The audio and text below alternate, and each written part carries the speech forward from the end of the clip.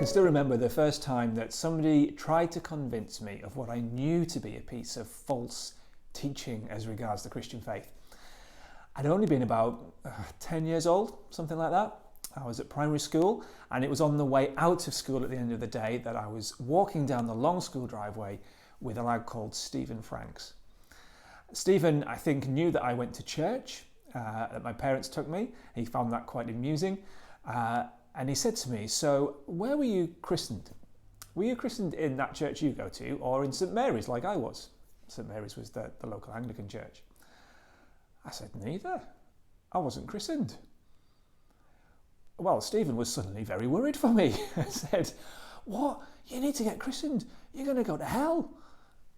Now, even as a young child, I was very confident that that was not the reason that I would go to hell if I went there.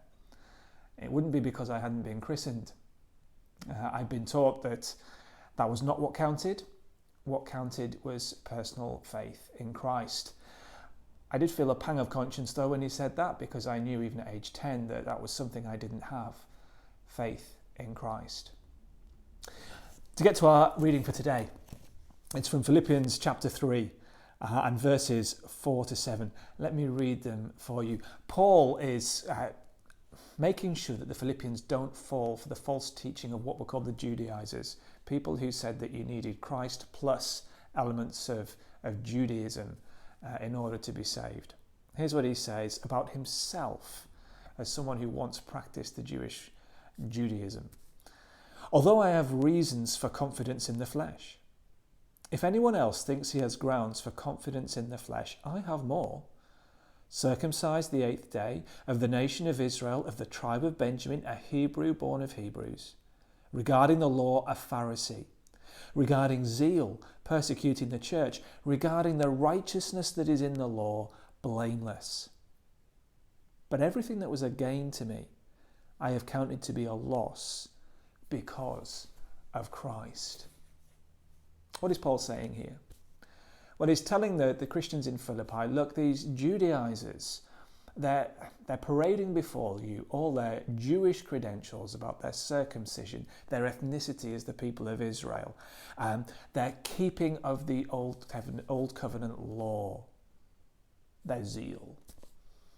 He said, well, when it comes to those things, I'm every bit as good as them and better.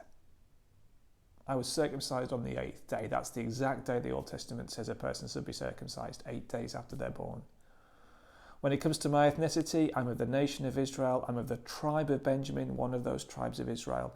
I'm a Hebrew born of Hebrews.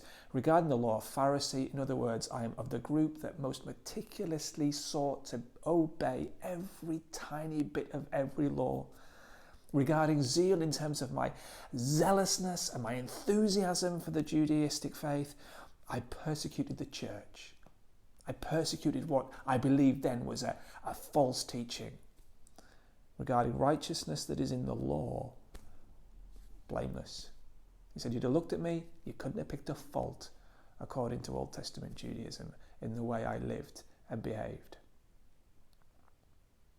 But he says, everything that was a gain to me, I have considered to be a loss because of Christ.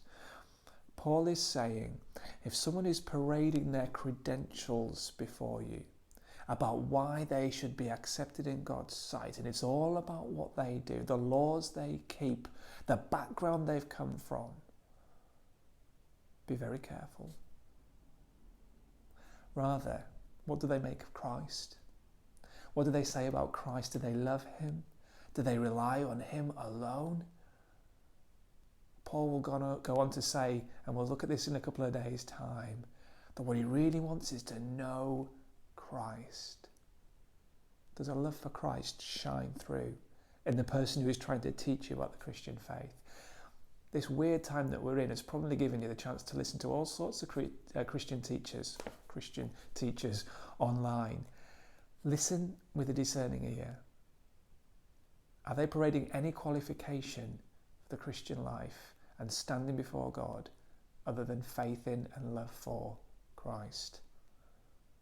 If Christ doesn't shine through, maybe don't listen to them. Paul wouldn't.